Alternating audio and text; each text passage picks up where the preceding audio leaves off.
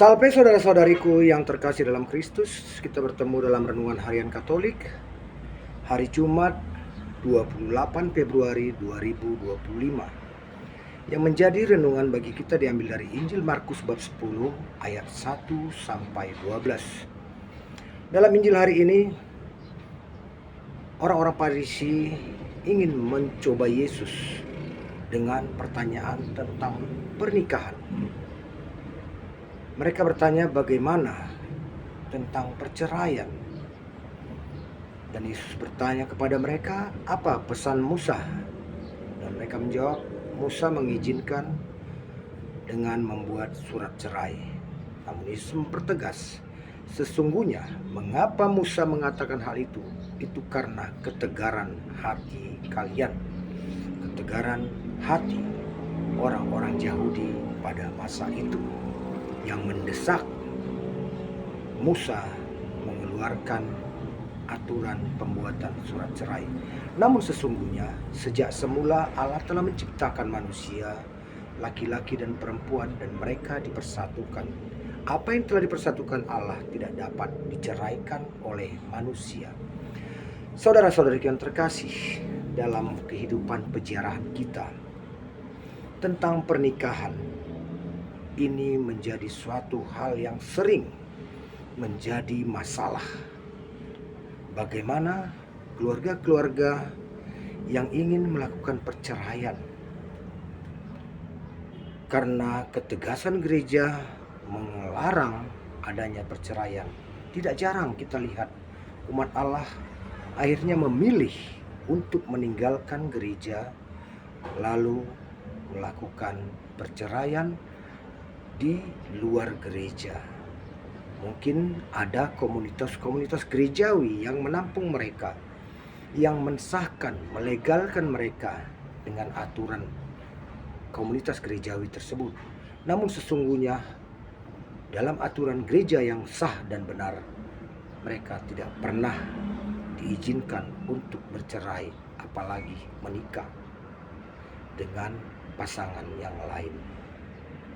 Saudara-saudari yang terkasih, beberapa waktu lalu saya juga pernah melihat suatu konten bagaimana kelompok komunitas gereja memberi izin suatu pasangan yang sudah lama bercerai untuk menikah lagi dengan pasangan baru dengan alasan daripada mereka hidup dalam perzinahan.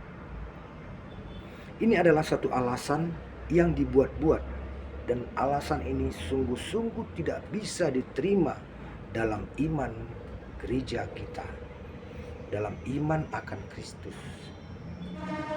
Perkataan daripada mereka berzina ini adalah kebohongan yang dibalut dengan suatu bahasa-bahasa kesucian. Daripada berzina, lebih baik mengizinkan mereka zina. Inilah kira-kira artinya. Sebab barang siapa menceraikan istrinya lalu menikah dengan perempuan lain, ia berbuat zina. Demikian juga seorang wanita yang menceraikan suaminya lalu menikah dengan laki-laki lain, ia pun berbuat zina. Nah, saat pasangan yang sudah bercerai menikah dengan yang lain dan ada komunitas gereja yang mensahkan perkawinan itu, sesungguhnya komunitas gereja itu telah mendukung terjadinya perzinahan bagi pasangan tersebut. Di manakah suatu kebenaran bila suatu komunitas gereja mensahkan perzinahan? Ini adalah suatu tindakan yang mengatasnamakan gereja, namun terang-terang mengkhianati gereja. Nah, Bapak, Ibu, dan saudara-saudari yang terkasih, pernikahan adalah ikatan yang suci. Ambillah tindakan dengan konsekuensi yang ketat, bahwa sekali Anda melangkah dalam suatu pernikahan, jaga dan pelihara sampai maut yang memisahkan. Sebab Allah tidak pernah berkenan Anda melakukan perceraian. Saat Anda melakukan perceraian dan menikah lagi, berarti Anda telah melakukan perzinahan dan menentang kehendak Allah. Sebab apa yang telah dipersatukan Allah tidak dapat diceraikan oleh manusia, walaupun dengan dalih apapun, dengan alasan apapun, kecuali memang sejak semula pernikahan Anda tidak sah. Sebab dalam gereja Katolik ada yang disebut dengan anulasi perkawinan. Ini terjadi pada perkawinan-perkawinan yang sejak semula tidak sah, dan gereja mengadakan penyelidikan dan menunjukkan ketidaksahan itu. Itulah yang disebut anulasi, bukan perceraian. Semoga dengan renungan singkat ini kita semakin memahami apa itu kesakralan perkawinan yang disatukan Allah tidak dapat diceraikan manusia. Amin. Rahmat Tuhan beserta kita.